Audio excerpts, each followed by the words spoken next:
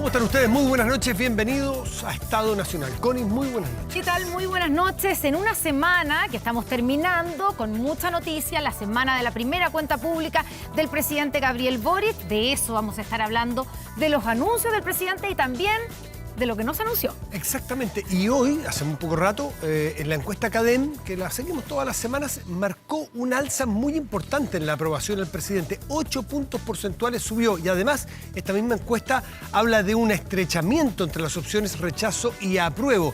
Esta última opción también teniendo un ascenso muy importante en la última medición. Es parte de lo que vamos a conversar esta noche, sin duda. ¿Con quién? Con el ministro secretario general de la presidencia, que aquí está, ahí, sentado en la mesa, el ministro Giorgio Jackson. Vamos pues. Vamos ya, yo pensé que íbamos a esperar unas imágenes para separar. ¿Cómo está, ministro? ¿Cómo está, ministro? Muy buenas noches. ¿Qué tal? ¿Cómo está, ministro? Terminando la semana, creo yo, una buena semana. Bueno, a juzgar por lo que sale en las encuestas, es una semana positiva para el gobierno, para el presidente Gabriel Boric. Yo diría que esta semana, de alguna forma, y creo que se ha editorializado también, la idea de que se fijó una hoja de ruta de los cambios que se propone este gobierno, y creo que eso quedó muy bien expresado en las palabras del presidente el día miércoles en la cuenta pública, y creo que ha tenido una buena recepción. Ahora, como él mismo lo dijo, hoy en el lanzamiento de la ley marco para el cambio climático, ahora es cuando hay que desplegar y cuando hay que mostrar que aquellas cosas no se quedan, como algunos quizás han criticado, que no se quede solo en palabras. Bueno, ahora nos toca hacer eso. Son tantos los temas, pero hay que elegir y queremos partir nosotros, por ejemplo, por una que puede ser un detalle, pero es que es simbólico a lo que ocurre en el país y en la seguridad. Respecto a esta prohibición total de las armas. ¿Cómo, o a la tenencia de armas? ¿Qué significa esto exactamente? ¿Cómo se ejecutará? ¿Cuándo podría ser? ¿Por qué no nos cuenta? A ver, esto es un anhelo que el presidente también ha plasmado y es algo que también se debatió durante la campaña, en la idea de poder avanzar en mayor control de armas, pero al punto de tener que cuestionarnos, de hecho, por qué una sociedad llega a plantearse la idea de que civiles puedan tener armas. Es lo que, de hecho, se han planteado desde su propia constitución, por ejemplo, en Estados Unidos, y siempre ha sido algo muy polémico ya, pero que se ha venido extendiendo en el tiempo, y que algunas personas allá plantean en los Estados Unidos que sería la forma de poder defenderse frente al Estado también, como a la agrupación de los Estados Unidos, al poder federal. Y lo que ha pasado es que terminan habiendo tiroteos masivos, donde se canaliza muchas veces problemas de salud mental, problemas relacionados con un montón de situaciones, y obviamente es más peligroso cuando alguien tiene un arma de fuego que cuando no la tiene. Por lo tanto, el que sean excepcionales las veces donde las personas puedan manejar armas es hacia donde buscaría apuntar este gobierno, y es algo que el presidente, de hecho, ya lo tiene en agenda con el primer mandatario de Canadá, Justin Trudeau.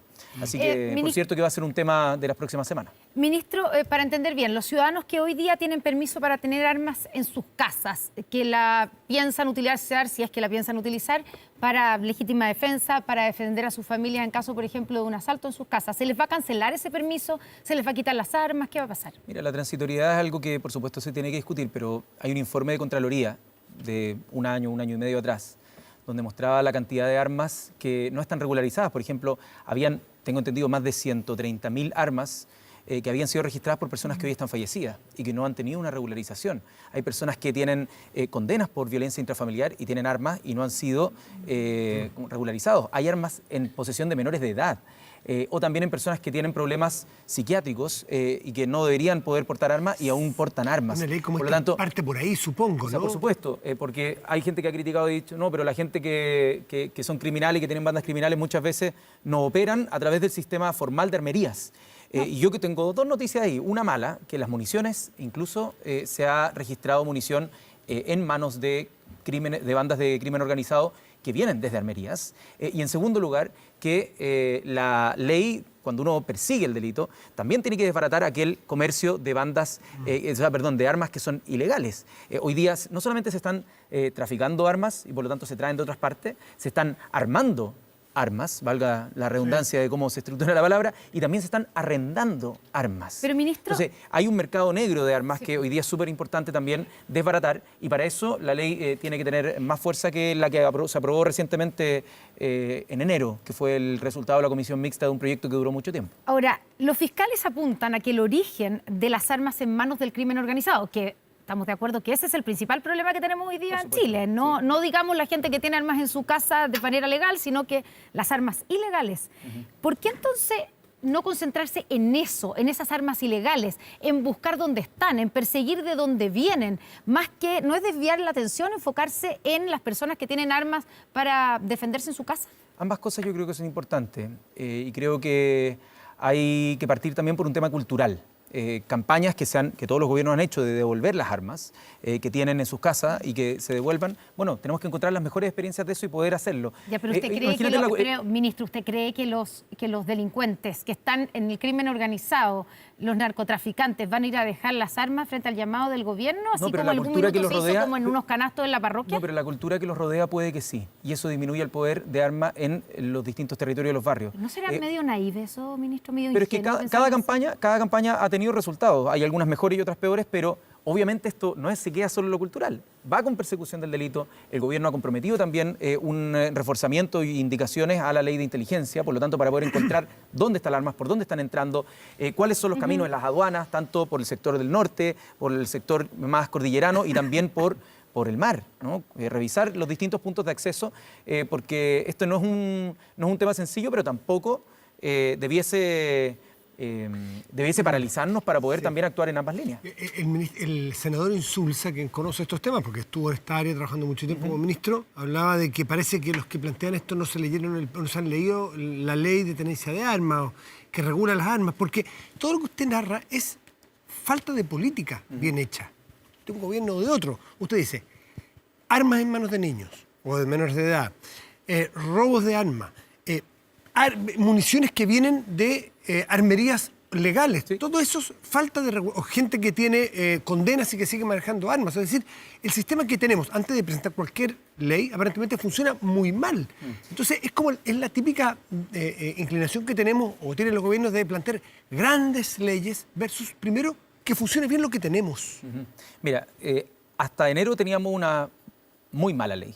¿Ya? Y por lo tanto, la ley que salió en enero como resultado de la comisión mixta, que también incluye, por ejemplo, lo que siempre nosotros reclamábamos que no tenía esa ley al comienzo, que es, por así decirlo, el banco de huellas balísticas, ¿no? El registro para que cada arma cuando llegue, pero esto está todo en el sistema regulado. Yo conversé con el senador Insulza el día viernes y comentamos, de hecho, de este mismo tema, y comentábamos que la ley nueva trae muy buenas atribuciones que nosotros podemos ejecutar. Ley vigente. Pero sí, la nueva, la vigente, la que partió ahora, pero que hay un cambio, que uno puede pensar en un cambio en cómo se estructura la legitimación del arma en manos de civiles. En vez de decir las personas pueden portar armas y estas son las condiciones, es decir, las personas no pueden portar armas, salvo en estos casos justificados. Son aproximaciones que pueden ser distintas. El presidente nos trazó... Bueno, hay muchas cosas, por ejemplo, el deporte. Hay ámbito de deporte que ocupa armas, hay ámbito de... No sé, o sea, ¿pueden uno clasificar? Es que interesante saberlo. ¿Cuáles son esas excepciones? ¿Tiro deportivo? Esa es una excepción muy obvia, ¿no? Obvia, por eso. Pero algunas otras pero yo diría que la ley lo que puede hacer es hacerlo de manera más taxativa, cuando hay una justificación. Sí, pero si no sabemos cuáles son las justificaciones, mal podemos plantear una ley para justificaciones. El día viernes lo conversábamos con el senador Insulza, también estaba la diputada Orsini, estaban también diputados de los distintos comités, y estábamos analizando una fuerza de tarea para que perfectamente pudiera plantear estos temas en la nueva modificación a la ley que se haga. Ministro, a propósito de lo mismo, el viernes la ministra del Interior, Isquia Siche, se refirió al asalto que sufrió un estudiante en Puente Alto, herido a bala. Ella dijo, no queremos que nuestros niños y niñas fallezcan por balas locas. Le salió a responder el alcalde Germán Codina, alcalde de Puente Alto, donde ocurrió este hecho, y le dijo, no son balas locas, estos son delincuentes que compran armas en el mercado negro. ¿Cómo se está enfrentando eso? Por eso yo le pregunto, ¿dónde está el foco del gobierno? ¿En este mercado negro, en esos delincuentes que están comprando armas? Sin duda, y ¿Qué están haciendo contra eso? Los operativos, por ejemplo, que se han estado planificando en el barrio Meix y que se han estado siguiendo y como la trazabilidad de las distintas personas que han estado involucradas requieren y exigen de también un cambio en el sistema de inteligencia. Como lo decía al comienzo, el gobierno se ha comprometido en los próximos meses a proponer modificaciones al proyecto de ley que actualiza, reforma, moderniza el sistema de inteligencia. Y eso es fundamental porque me pasaba cuando era parlamentario que estábamos bien dedicados a tratar de ver los planes de intervención en barrios críticos. Y uno de ellos es La Legua, que me tocaba representar en la comuna de San Joaquín. Y lo que pasaba es que muchas veces los allanamientos llegaban a cualquier casa. Allanamientos, rompían las puertas, entraban y en esa casa no había nada, absolutamente nada, ni arma ni droga. Y a la familia después incluso reclamaban, le dejaron las puertas rotas, que los amenazaban con cargarlos con armas si los grababan y un montón de cosas bien irregulares que pasaban. Entonces, si tuviéramos un sistema de inteligencia que fuese más ajustado a la realidad que hoy día estamos viviendo, sería otra realidad para la persecución del crimen organizado en particular. Orden de cosas y en todas partes En de particular Chile. con el crimen organizado. Pero, insisto, también es un tema cultural, que los colegios estén teniendo armas. Refleja que también en la juventud hay que preguntar qué está pasando abajo. Perdonen que saque algo que quizás hoy día está en la contingencia por un tema más pop, más popular, que es el cantante chileno, Pailita. Sí. No sé si saben. Salió hoy día, sí. Salió hoy día, estuvo bien renombrado porque tuvo una mención por parte de Dua Lipa en sus redes sociales y fue bien bullado. Pero él también hoy día se ha transformado en un activista contra las armas y contra las drogas. Y a mí me parece que referentes culturales, que al mismo tiempo las políticas de gobierno y que en el fondo como sociedad vayamos diciendo, bueno, el camino de que todos nos armemos no es el camino contra los problemas graves de seguridad. Para eso que es un estamos acuerdo, enfrentando. ¿no? Para eso es un acuerdo La idea es que pueda hacer un acuerdo de que digamos, ¿cómo lo hacemos? Para tener reformadas, fortalecidas, legitimadas las policías, la capacidad de tener mejor inteligencia, pero no que cada uno se salve por su cuenta, porque si no, armas en manos de cualquiera termina siendo mucho peor. Veamos el caso de Estados Unidos. Más allá de las armas, el Acuerdo Nacional contra la Violencia, el senador Macaya, presidente de la UDI, ha dicho que hay cero avance, que esto está parado. ¿Qué nos puede decir usted? ¿Qué pasó? A ver, el presidente ha mencionado varias cosas, mencionó varias cosas en el discurso que yo diría responden particularmente a consensos que creemos que hay que avanzar en temas de seguridad. Creo que, no sé si todo, pero prácticamente todo lo que dijo yo creo que va a tener alto consenso, salvo el tema de las armas, probablemente ya lo advirtió así, pero alto consenso en el Congreso en materia de seguridad. Probablemente las cosas que quizás falten se van a ir complementando en el Congreso y al menos el mandato que nos dio el presidente, no solo a todos los ministros, a mí también, es cómo lo hacemos en el Congreso para enriquecer estas leyes y él dijo, siempre escuchando la mejor versión de quien está al otro lado. En el fondo, escuchar lo que está ahí, recogerlo y ver cómo lo podemos incluir para que precisamente en materia de seguridad todo el paquete de leyes que aprobemos sea ¿Se ha avanzado? con acuerdo. ¿Se ha avanzado en este Acuerdo Nacional contra la Violencia? No en términos de la consolidación de una mesa han habido varias, pero sí desde el Ministerio de Interior se está avanzando en la consolidación de las distintas medidas que se hicieron en 4 mesas durante los últimos 2 gobiernos para presentar un paquete consolidado de hoja de ruta. Pero se entendía, o tal vez entendimos mal, pero que para que hubiera un acuerdo nacional significaba también conversar con la oposición. O sea, por supuesto. ¿Y no están conversando con la oposición sobre esto? Porque el senador Macaya dijo que... Hoy día hablé con el senador Macaya, que justo ahora partía también de gira a la cumbre, Sí, pues se fue en con el el evento presidente paralelo de la Cumbre para las Américas, y le dije que, bueno, cualquier cosa estuviéramos en contacto, pero en materia de particularmente seguridad, lo que el Ministerio del Interior está realizando es la consolidación de las distintas medidas para poder presentarlas, porque cada uno de los proyectos de ley necesitan del apoyo de la oposición. Ahora, recordemos que tenemos minoría en ambas con la cámaras. ley de indulto va a ser difícil, por lo que uno puede leer de que avancen acuerdos en materia de violencia. Se está explorando una alternativa que recoge la principal crítica que tenía el proyecto de amnistía, que es que esto no quede como que no pasa nada, como impune. Y por lo tanto se está explorando un par de alternativas desde el Ministerio de Justicia que yo espero esta semana puedan llegar a conocerse. Así que, o la próxima, más tardar, pero se están explorando unas alternativas que, insisto, recogen la principal crítica que llega desde la oposición y también desde la democracia cristiana y otros sectores. Bueno, de hecho no hubo ninguna mención a ese proyecto en el discurso de la cuenta pública del presidente, y usted en entrevistas el viernes dijo que era porque no tenían básicamente el acuerdo y no estaban los votos para ese proyecto. ¿Qué cambios concretos se están haciendo en ese proyecto? Porque entiendo que van a presentar indicaciones ustedes, ¿o no? ¿O van a presentar un proyecto nuevo? Mira, si pudiera comentarles esto, de verdad se los diría, pero como dice el dicho, en la puerta del pan, la puerta del horno se quedó el pan. Entonces, yo al menos no quiero anticipar nada hasta que no sepamos que tiene más piso. Entonces, esa tarea la está llevando hoy día el Ministerio de Justicia. ¿Son las materias que complican más a la oposición y a la democracia cristiana? ¿En qué cosa? Usted dice que probablemente va a recoger La principal crítica es que la señal que se estaba dando hacia la población es que en un periodo de tiempo, como que el hecho de que no hubieran delitos y no hubieran condenas. Esa era la principal inquietud. Porque muchas personas decían no, que hay un tema humanitario, estaban muy de acuerdo con los temas de, por ejemplo, prisión preventiva, y se decía que se estaba de acuerdo y que llevaban prisiones preventivas muy largas o que las condenas a veces eran exageradas, etc. Ya, todo eso puede que llegue a conversar con lo que está planteando el gobierno, y eso es lo que se está explorando no solamente con la oposición, sino también, o sea, con el oficialismo, con la oposición y también con las familias de quienes hoy día están privados de libertad. Ministro, no sé si leyó la entrevista hablando de lo que estuvo en la prensa de hoy, digamos, a la directora suspendida del Liceo Darío Salas, Ay, no puedo, Lilian Vincent. Hoy día estuve con mudanza. Léala porque es Bueno, es bien La voy a impactante leer, de lo me la que anoto. ella cuenta de cómo se ha ido apoderando la violencia, los overoles blancos al interior de muchos de los liceos, en este caso de la comuna de Santiago. Ella dice que el hecho de que la administración, estoy citando, de Carolina Toá no los haya desalojado por largos tramos, agudizó la violencia. Empezaron a aparecer encapuchados los cortacalles, empezó a haber barricadas y dentro de las tomas empezaron a dañar la infraestructura. Habla de infiltración de grupos anarcos y de adultos, incluso padres, que utilizan estudiantes para sus fines políticos.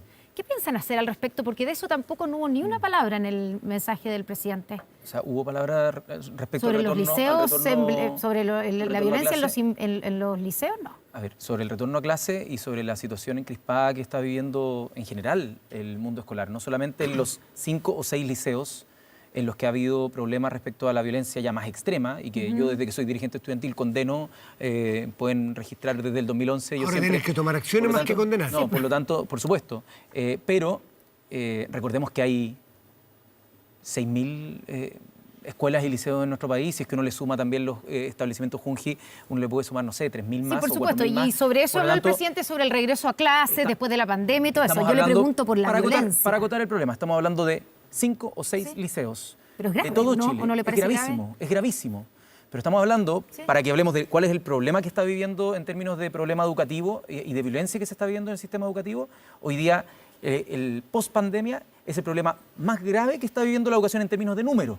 Eso lo están viviendo todos los colegios. Usted habló de todos pistola, los apoderados, usted habló de armas en los colegios recién. O sea, o sea, se está viviendo de manera muy cruda y está teniendo problemas para que los aprendizajes sean efectivos, que es lo más grave de todo. Ahora, hay 5 o 6 colegios que son emblemáticos de la comuna de Santiago particularmente, en que la cuestión se ha realmente extremado. El testimonio de esta profesora o esta directora es que no hay autoridad, que el propio alumno, su propio testimonio del Barros Borgoño y del Darío Salas, ha trabajado los dos, que destruyen, que se gasta el presupuesto de las escuelas en reparar lo que destruyen muchas veces los que hacen violencia. Es un sinsentido. ¿Qué van a hacer ustedes? La educación Además, fabricación pública, de bombas molotov al interior de los bueno, y eso liceos. es cada vez que se detecte, eso es un delito y así tiene que perseguirse. Las personas que se atraparon con overoles blancos quemando un bus ahí en Cami, fueron menores de edad y eran detenidas. alumnos. Sí, pues, y fueron detenidas. Y a lo que voy yo es que cuando se detecte un delito, eso tiene que tener una sanción. El problema que estamos teniendo hoy día en las comunidades educativas tiene un procedimiento interno para poder resolverse. Desde antes incluso que la ley de aula segura, que vino a agravar todo esto. Porque es verdad, ¿usted coincide agravó con el todo ministro de esto. Educación que dijo que lo había agravado? Absolutamente. ¿Por qué? Porque radicalizó las posturas internas. Lo que generó fue un foco de conflicto específicamente en aquello y le dio como un aire de ser mártir o de ser un héroe el estar en este tipo de situaciones, porque estaban como en el fondo protestando contra el poder establecido en este momento de la nueva ley, de la autoridad, que en ese caso era la ministra Cubillo y el intendente en ese momento, que eran como figuras en las que estaban al choque.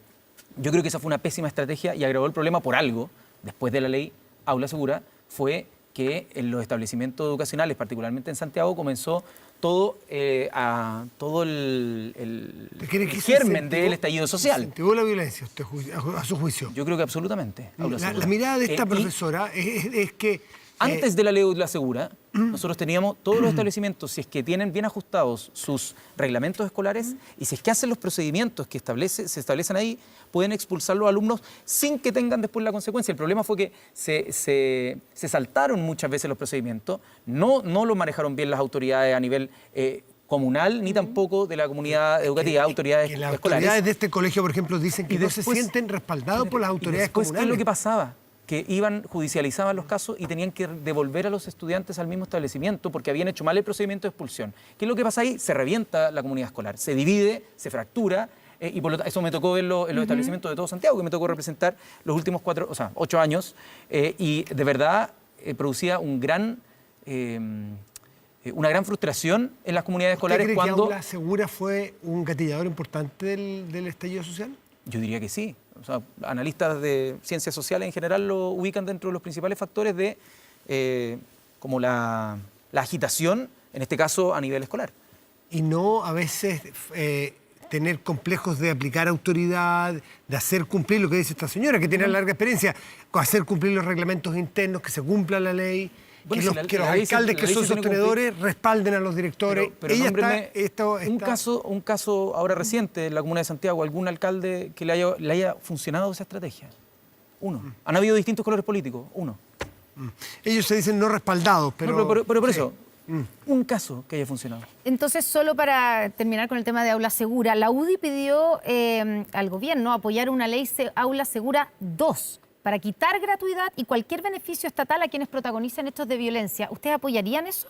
A mí me parece que es un enfoque errado. Yo creo que a los jóvenes hay que tratar de alejarlos del delito lo más posible, desde la temprana edad en que puedan incurrir en esto, y tratar de llevarlos de nuevo, de vuelta al sistema escolar. Si es que a alguien que comete un delito, en vez de tratar de enrielarlo de vuelta, uno le dice, se te acabaron las oportunidades en la vida, imagínate, ¿qué están cultivando con eso? Ya, pero si están además, según lo que se dice aquí en esta entrevista, y se ha dicho también, que hay adultos que están infiltrados, que están eso es manipulando a los terrible. niños. ¿Dónde está la persecución contra eso, por ejemplo? ¿También un problema de inteligencia? O sea, es que ese es un problema más difícil de detectar. Pero por supuesto que así como existen agravantes, cuando adultos ocupan menores de edad para, por ejemplo, cometer delitos de distinta índole, esas son agravantes. Bueno, acá habrá que ver qué es lo que pasa con los adultos, en este caso, y lo más lamentable es cuando son tutores, o sea, cuando son los padres o las madres, esa es una cuestión bien difícil de manejar. Incluso, ella dice que hay centros de padres tomados por personas que no tienen hijos. Que no tienen hijos. No, pero eso no tiene... Bueno, está la denuncia sí, no, hecha, lo voy a está la revisar y eso denuncia tiene que revisarse y tiene que sacarse a esas personas porque no tiene ningún sentido que estén ahí. Ministro, pasemos a otro tema. Nos queda Pasemos. ya poco tiempo y hay muchos temas, ¿cierto? El Hartos. presidente y usted dijeron hoy, hoy día usted en una entrevista, ¿cierto? En el diario El Mercurio, el presidente lo dijo después, que el programa de gobierno depende de que gane el apruebo en el plebiscito del 4 de septiembre, que la actual Constitución no permitiría llevar adelante las grandes transformaciones que son parte del programa de este gobierno. ¿Podría decirnos cuántos de esas transformaciones y cuáles son? ¿Cuánto del programa quedaría fuera si gana el rechazo? A ver, primero, no lo dije como lo dijiste tú. ¿Ah, no? No, yo no dije que depende de tal cosa, sino que dije, después de que me preguntaron por tercera vez, dije que efectivamente hay cosas de nuestro programa que ven un impedimento, un obstáculo certero en la actual Constitución. ¿Ya? No quiere decir que nosotros nos vayamos a quedar de brazos cruzados si es que gana el rechazo y no vamos a tratar de encontrar la forma de acercarnos lo más posible a lo que propusimos, pero hay algo certero. Entonces se lo pregunto así, ¿qué parte del programa del gobierno, qué transformaciones Reforma no salud. se verían? Reforma salud no se puede hacer. Nuestra reforma salud, al menos. Okay. No se puede, porque el número 9 del artículo 19 de la Constitución Política de la República, en su último inciso, impide que nosotros lo podamos hacer. Y tiene un antecedente. El año 2004, el presidente Lagos quería impulsar el auge y quería sacar una fracción mínima de la cotización de salud para poder tenerlo en un fondo que pudiera ayudar a que más personas pudieran tener acceso. La senadora Evelyn Matei, en el momento, y el senador, no me acuerdo, 2 senadores, presentaron un recurso por inconstitucionalidad, finalmente no lo hicieron. El CERNAC, para que tenga diente y para que tenga sanción administrativa, para que la gente que se frustra cada vez que las grandes empresas cuando van a comprar algo se los friegan, para que pueda tener diente y sanción administrativa, necesita una modificación legal que se aprobó en el Congreso por las 2 cámaras, tuvo mayoría. ¿Qué es lo que pasó? Fue declarada inconstitucional. Si ese tipo de cosas están plasmadas en un acuerdo previo en que la oposición, porque lo que vimos este fin de semana, la oposición que está por el rechazo, naturalmente, está por el rechazo para hacer transformaciones. ¿Usted qué es eso? ¿No les cree o usted si le entregan un documento compromisos para reformar. A ver, yo leí hoy día una carta que hizo pública el senador Francisco Buenchumilla. No sé si la habrán leído. No. Pero él se plantea, creo yo, con la sabiduría de alguien que es mayor y que lleva también muchos más años metido en esto, su incredulidad.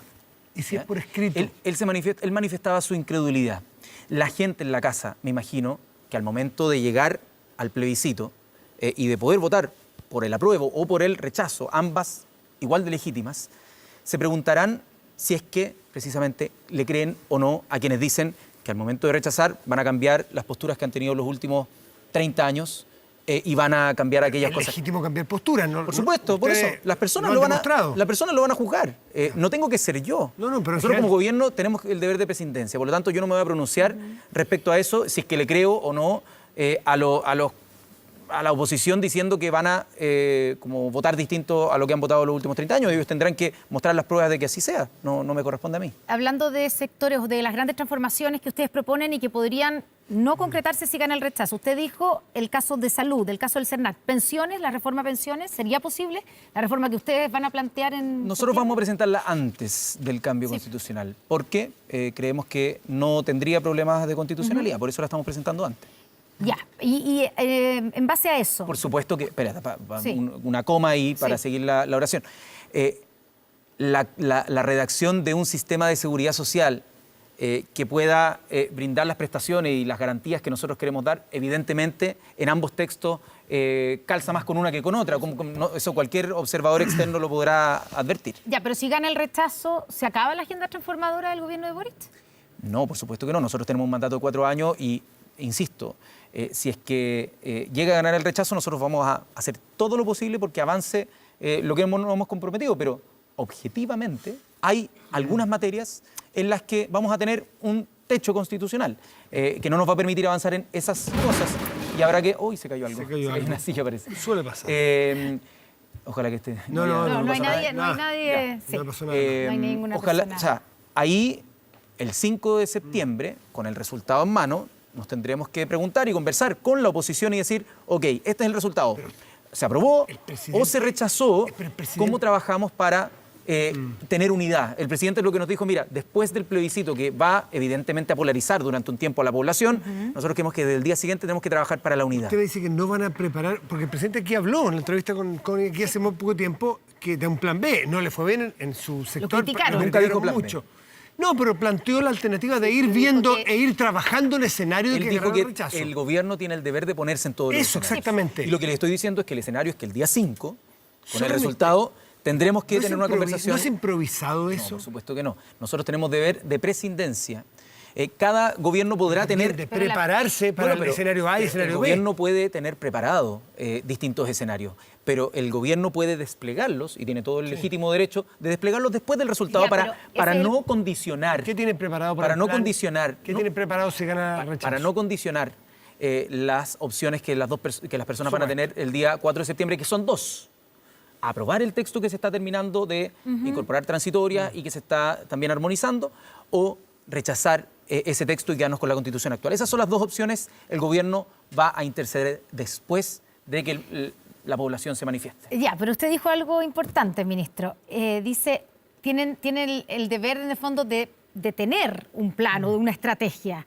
Otra cosa es que no la comuniquen. Lo que usted quiere, lo que usted está haciendo es no comunicarla, pero están trabajando en una estrategia. El gobierno, o en un plan, por supuesto, que tiene que tener estrategias para todos los escenarios. La pregunta es si es que se anuncia antes y se como opera políticamente antes, Jackson, y nosotros les vamos a decir que no. Ocurra lo que ocurra, ustedes los escenarios A o B los tienen pretrabajados y sacarán la carpeta roja o la carpeta azul, depende de lo que ocurra, ¿no es cierto? Pero es que sería casi irresponsable pensar que un gobierno esa noche diga, oye, ¿y ahora qué vamos a hacer? No me lo espero de ustedes, ni un gobierno responsable. ¿Cierto? Me quedo con lo que les comuniqué hasta ahora y lo que podemos comunicar. Están trabajando en buen escenario. Porque nosotros tenemos el deber desde el 5 de septiembre de trabajar por la unidad y por los cambios que nos hemos planteado. Algunos con techos, eventualmente, otros no. A ver, y si lo pongo en el escenario, imaginemos, No me vas a sacar la respuesta con esto. Mira, yo llevo 10 años en esto, tú llevas más, ustedes llevan más. Pucha, un poquito más. De verdad no te puedo anticipar nada. Así que me puedes preguntar Yo otra le cosa quiero si quieres, o preguntar- lo mismo. yo y le quiero- yo No, yo le quiero responder preguntar también. sobre reforma previsional. El presidente de la República, en una frase muy clara y muy evidente, y creo de una intencionalidad muy clara, lo dice, para despejar cualquier fantasma, lo dice el presidente de la República en su discurso. Vamos a respetar cada peso de los ahorros previsionales acumulados en las cuentas individuales y la posibilidad de ahorro de chilenos y chilenas para su vejez. ¿Significa esto entonces? Hacia el pasado está claro, las platas que hay hoy día en las cuentas no se tocan, eso se comprometió. ¿Significa, en las palabras del presidente, que el proyecto de pensiones que ustedes van a presentar incluye algo de ahorro individual de las personas? Los detalles de eso se van a anunciar No, en no el mes de general, agosto. general. Pero ¿Va a haber sí, ahorro individual? Desde el principio hemos dicho que sí. Ya. O sea, parte de lo que vamos a poner, el 16%, lo que sea, puede ser este 10% de hoy día, por ejemplo, y el resto se reparte. Los detalles están siendo trabajados por el Ministerio de Previsión Social y, bueno, Ministerio de Trabajo y Previsión Social y también de Hacienda. Nos ha tocado estar en conversaciones para la parte del diseño porque ha tenido unos diálogos que han sido interesantes para tener algún feedback inicial por parte de quienes de la ciudadanía, pero también de organizaciones. Por lo tanto, todavía no están calibrados los detalles finales que esperamos dar a conocer en agosto. Pero nosotros, como lo dice el presidente, esas garantías van a estar. Es que, perdón.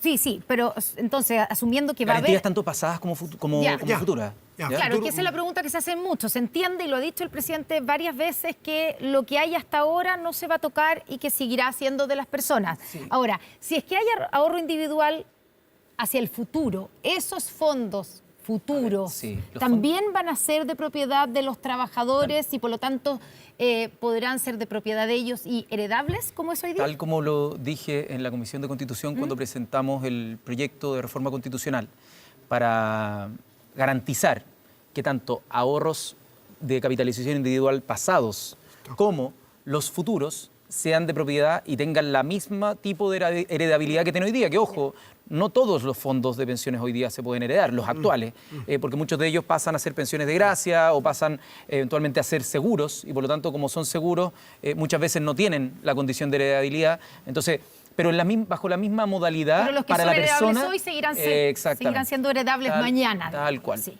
Y sobre el rol de las AFP, porque usted dice no tenemos los detalles, pero me imagino que eso sí está más o menos delimitado. ¿Van a seguir teniendo un rol las AFP? ¿Van a cambiar el rol o van a desaparecer?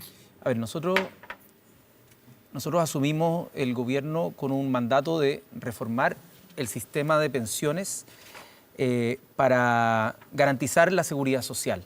¿Ya? La seguridad social hoy día se entregó, de los últimos 40 años se entregó a que administradoras de fondos de pensiones compitieran entre sí por quién hacía crecer más tu plata. ¿Ya? Ese fue el concepto, ¿no? Y que todo el porcentaje de la cotización se fuera a una cuenta y que creciera.